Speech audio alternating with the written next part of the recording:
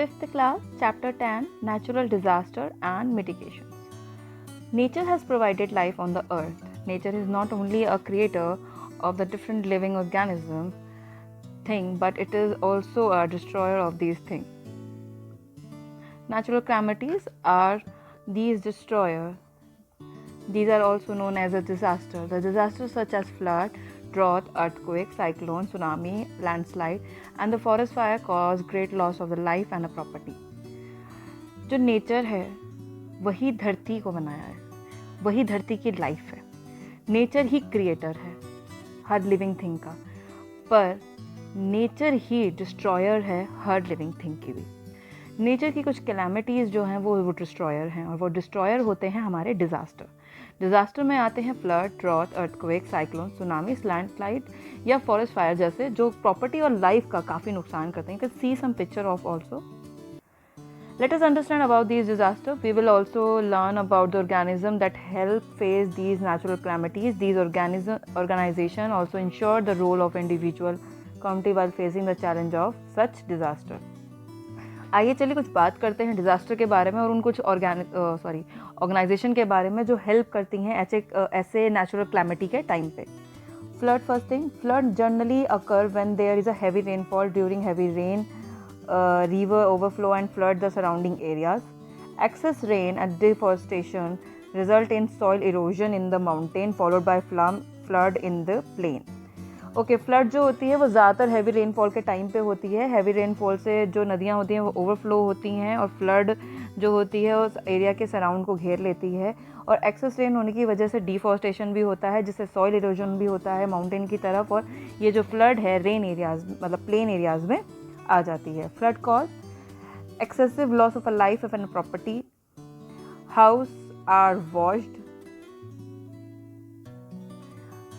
Cattle die in a large number and crop are destroy. यानी कि जो flood होती है उसकी वजह से बहुत ज़्यादा लाइफ और प्रॉपर्टी का नुकसान होता है. सारे हाउसेज उड़ जाते हैं, ख़त्म हो जाते हैं, कैटल ख़त्म हो जाते हैं, हमारा वेजिटेशन और ये सब चीज़ें भी फ्लड के टाइम पे जो भी उसके सामने आता है वो ख़त्म हो जाता है. Death of many people because of drowning, snake bites, fever and infection after a flood. लोगों की मौत हो जाती है या तो उसमें डूबने से, किसी सांप या किसी जानवर के काटने से, बहुत ज़्यादा बुखार या किसी तरह का इन्फेक्शन फ्लड में होने की वजह से. Destruction of a crop, occurrence of a feminine like conditions. मतलब इस तरह के जो कंडीशंस होते हैं इसमें क्रॉप मतलब बुरी तरह से ख़त्म हो जाती हैं. Loss of a job, mitigation of a people to migration of a people to city in search of job. The farmer are the major victims. इस टाइम पे जॉब्स ख़त्म हो जाती हैं, लोग इधर से दूसरी जगह जाते हैं, दूसरे शहर जाते हैं जॉब ढूंढने के लिए, और इस टाइम पे फ्लड के टाइम पे सबसे ज़्यादा फार्मर्स को नुकसान होता है. In India, Bihar, West Bengal and the north eastern state suffer from heavy flood due to the overflowing of the river like Ganga and Brahmaputra every year. West Bengal, Bihar, north eastern state के टाइम पे ये जो लोग हैं ये काफ़ी सफ़र करते हैं फ्लड से, जब ब्रह्मपुत्र और गंगा जैसी नदियों में हैवी रेनफॉल से पानी ओवरफ्लो करके शहरों में घुस आता है. Talking about drought, the excess rainfall cause flood while it scarcity cause drought. मतलब जहाँ एक एक्सेस रेनफॉल फ्लड लाती है वहीं इसकी कमी ड्रॉट लाती है. In India, agriculture is a main occupation of 3/4 of the population. यानी कि 3/4 जो हिस्सा है भारत का वो हमारे यहाँ वेजिटेशन एग्रीकल्चर पे डिपेंड करता है. Farmer depend on the monsoonal rain from June to September. Monsoon provide water for growing crop. The monsoon in India are very erratic. Sometimes they are early and other time they are late. This result be scarcity of food, grain, starvation and the death of the large number of cattle and people.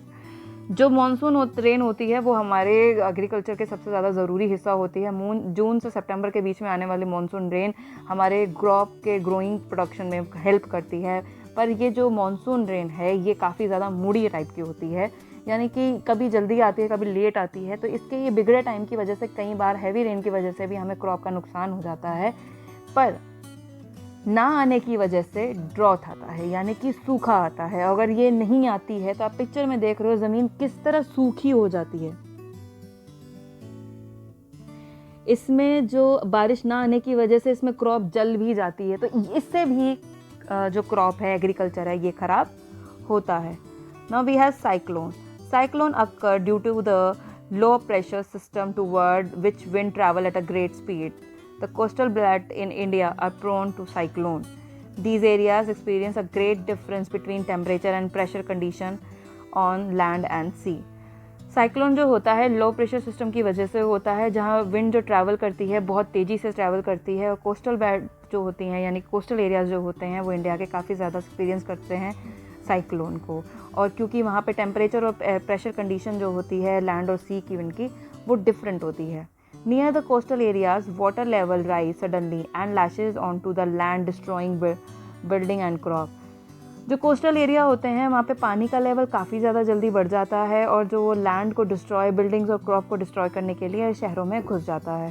Strong wind with speed of over 100 kilometre per hour और more on route trees, telephones and electric poles are also destroy whatever comes in their way. इस तरह काफ़ी तेज़ हवाएं चलती हैं, आपने देखा ही होगा 100 किलोमीटर पर आवर की स्पीड से चलती हैं, जिससे बड़े बड़े tree, telephone poles, electricity poles और कोई भी चीज़ इसके बीच में आती है तो वो डिस्ट्रॉय यानी कि ख़त्म हो जाती है. Cyclone are more frequently in the coastal Gujarat, Orissa, West Bengal and Andhra Pradesh. In these area they have cause severe damage to life and property. इन एरियाज़ में काफ़ी ज़्यादा साइक्लोन महसूस किया जाता है और काफ़ी ज़्यादा लाइफ का भी नुकसान होता है. Talking about earthquake and landslide. Sometimes there is a sudden shaking, trembling of the earth crust. It is called the earthquake. अचानक से धरती हिलने को earthquake कहते हैं. Earthquake are caused by the sudden movement on a vibration within the earth. Earth के अंदर suddenly कुछ movement या vibration होने की वजह से earthquake आता है. Earthquake of a great intensity cause great damage to life and property. Earth experience countless earthquake every year. बड़ी तीव्रता से बड़े रेक्टर स्केल पे अर्थक्वेक जब आता है तो अर्थ को काफ़ी ज़्यादा नुकसान होता है, लाइफ और प्रॉपर्टी को काफ़ी ज़्यादा नुकसान होता है, और हर साल इस तरह के काउंटलेस अर्थक्वेक हमारी धरती एक्सपीरियंस करती रहती है. When a large amount of a rock debris fall from a high mountain toward a lower valley, it is called a landslide. Okay, we're talking about the landslide. अगर बड़े बड़े rocks और जो ये वैलीज और माउंटेन में से नीचे गिरते हैं इन्हें लैंडस्लाइड बोलते हैं. अर्थक्वेक एंड लैंडस्लाइड का फॉलोइंग डिस्ट्रक्शन, ये दोनों मिलकर कुछ डिस्ट्रक्शन क्रिएट करता है. वो है house are destroy, people and cattle are buried alive under the debris of a broken houses, rock and bricks. घर ख़त्म हो जाते हैं बुरी तरह से, मतलब अर्थक्वेक में घर गिर जाते हैं, लैंडस्लाइड में घर गिर जाते हैं. उसके बाद कैटल जो होते हैं, जो हमारे जानवर हम पालते हैं वो, और कई बार कुछ लोग भी, मतलब ये सब भी ना उनके अंदर ज़िंदा दफन हो जाते हैं, यानी कि वो उनके नीचे दब जाते हैं. Earthquake crack and break dams resulting in flood. Earthquake कई बार क्रैक कर देता है या ब्रेक भी कर देता है डैम्स को, जो फ्लड का रीज़न भी बन जाता है. Earthquake have cause a lot of damage in Bhuj and Ahmedabad, Gujarat and Uttarakhand northern mountain. या आपने देखा सुना भी होगा कि अर्थक्वेक की वजह से हमें कितना नुकसान ऑलरेडी हो चुका है. Railway line break, road get damaged and house collapse. Earthquake destroy many cities of the world every year, causing widespread death, destruction. यानी कि इस तरह हर साल अर्थक्वेक हमारी धरती पे कोई ना कोई नुकसान करता रहता है. Japan experiences the maximum number of earthquake in the world. Every year it experiences hundreds of minor and major earthquake. People in Japan do not make permanent houses due to the fever destruction. Early they made paper walls of their house and kept minimum furniture in village they built a house of a wood and bamboo. While building in a city use a special earthquake proof technology. They cause less harm when they fall due to earthquake. Okay, Japan के बारे में तो हम वैसे ही सब जानते हैं. Japan सबसे ज़्यादा एक्सपीरियंस करता है अर्थक्वेक पूरे वर्ल्ड में, इसलिए वहाँ के लोग परमानेंट हाउसेज नहीं बनाते, वो पेपर वॉल्स बनाते हैं, और गांव में तो वो उसके वुड के और बैम्बू के घर बनाते हैं. और जब सिटी में बिल्डिंग्स बनती हैं तो वो अर्थक्वेक प्रूफ बनाने की कोशिश की जाती है ताकि अर्थक्वेक में उन्हें नुकसान ना हो. Now epidemic. Mostly epidemics are the most calamity impact. Epidemics occur when diseases spread on a every wide scale and cause a large number of deaths. In a short period of a time, diseases like cholera, gastroenteritis, measles, plague and malaria break out in epidemic due to unhygienic condition after disaster like flood, heavy rainfall and earthquake. Epidemic एक ऐसी मतलब एक चीज़ है कि हमारे यहाँ वो आ जाता है, एक तरह का कोहराम मच जाता है, हमारी बीमारियाँ फैल जाती हैं, डिसीज़ होने लगती हैं। ये सब होता है फ्लड, अर्थक्वेक या रेनफॉल, हैवी रेनफॉल की वजह से, क्योंकि इतना अनहाइजीनिक होता है कि हर चीज़ में किसी ना किसी के कोई ना कोई अनहाइजीनिक चीज़ होती है, कीटाणु होते हैं, वो सब जाके कोई ना कोई बीमारी क्रिएट करते हैं। Mitigation, various national and international non-governmental organization NGO take initiative to provide relief and support to the people affected by natural calamities. NGO वो होते हैं जो नॉन प्रॉफिट गवर्नमेंट ऑर्गेनाइजेशन होते हैं, जो बिना किसी प्रॉफिट के लोगों की मदद करते हैं। नेशनल इंटरनेशनल लेवल पे हर कहीं ऑर्गेनाइजेशन होते हैं जो इस तरह के रिलीफ फंड रिलीज़ करते हैं या सपोर्ट देते हैं लोगों को उस टाइम पे जब हमारे साथ कोई भी नेचुरल डिज़ास्टर या नेचुरल कैलामिटी होती है। Some of the organizations that provide help and support with money and manpower are Prime Minister Relief Fund, Volunteer for India Development and Empowerment Wide, the Oxford Community for Feminine Relief। ये कुछ money supporters हैं और man power supporters हैं जो climatic disaster के time पे देते हैं, और कुछ हैं Red Cross Society, United Nations International Children Emergency Fund और UNICEF, child relief and you care CRY, first hand foundation, fight the drought funds. ये कुछ ऑर्गेनाइजेशन हैं जो हमें मैन पावर प्रोवाइड करती हैं, पैसे से और हेल्प से मदद करती हैं ताकि लोग ये नेचुरल डिजास्टर से बच सकें और आगे अपना सर्वाइव कर सकें। Many other agency of the United Nation work actively to provide relief and help in the process of rehabilitation of a disaster affected people. The United Nations Disaster Management Team in India comprise the UNICEF, UNESCO, ILO, FAO and WHO. All these organizations come forward to help in times of need. ये सारी जो UN की agencies होती हैं, ये सब उस time पे हेल्प के लिए आती हैं। Role of arm force during disaster. अब फोर्सेस का क्या काम होता है डिजास्टर के time? Armed force play a vital role during disaster. They organize rescue operation and help in clearing roads so that relief can reach early. ये लोग उस टाइम पे सामने आते हैं, लोगों को हेल्प करते हैं डिज़ास्टर के टाइम, और ये कुछ रेस्क्यू प्रोग्राम्स चालू करते हैं ताकि ये जल्दी से जल्दी रोड क्लियर कर सकें, ताकि रिलीफ लोगों तक पहुंच सके। They send medical unit during emergency and help in the distribution of food, medicine and other relief material.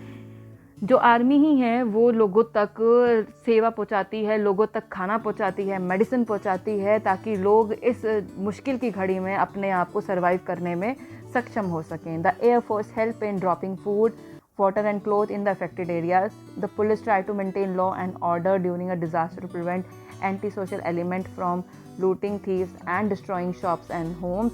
During calamity business house, school and colleges help to collect money, clothes, utensils, food, etc. as a charity for the relief of the affected areas. Police, army मिलकर काम करती है, लोगों को बचाती है, और police जो है ये चीज़ का ध्यान रखती है कि इस टाइम पे कुछ चोर लुटेरे ना आ जाएं, आपकी दुकानें और घर ना लूटें, और वो अपना लॉ एंड ऑर्डर मेंटेन करती हैं। और इसी टाइम पे ऑफिसेज, बड़ी बड़ी ऑर्गेनाइजेशन, स्कूल कुछ ना कुछ चैरिटी प्रोग्राम चलाते हैं ताकि लोगों के लिए मेडिसिन, क्लोथ, फूड कलेक्ट कर सकें और उनको एज ए चैरिटी दे सकें। Role of media and other. अब हम बात कर रहे हैं मीडिया की और कुछ एजेंसीज की। Television, radio and newspaper can play a major role in connecting people and disasters, so communicating message to the disaster affected people. They inform people about the disaster so they can help as much as possible. Army, doctor, engineer and firemen play a major role during disaster. Television, radio, newspaper, जैसे ही कोई भी natural disaster होता है, किसी भी तरह की natural calamity होती है, तो सबसे आगे आकर लोगों को इन्फॉर्मेशन देते हैं ताकि आप यहाँ से बैठे हुए उनकी मदद कर सको। और इस टाइम पे आर्मी, डॉक्टर, इंजीनियर, फायरमैन सबसे ज़्यादा रोल निभाते हैं। Doctor provide special help at such time. और जैसे इस वक्त कोरोना के टाइम पे डॉक्टर सबसे ज़्यादा आगे आए हैं, ऐसे ही डिज़ास्टर के टाइम पे भी डॉक्टर सबसे ज़्यादा आगे आते हैं। अब रोल ऑफ द कम्युनिटी होती हैं। Natural disaster play cause severe damage to life and property. People loss their love ones and need concern, love and care. People need someone to talk to sympathize with them and extended help.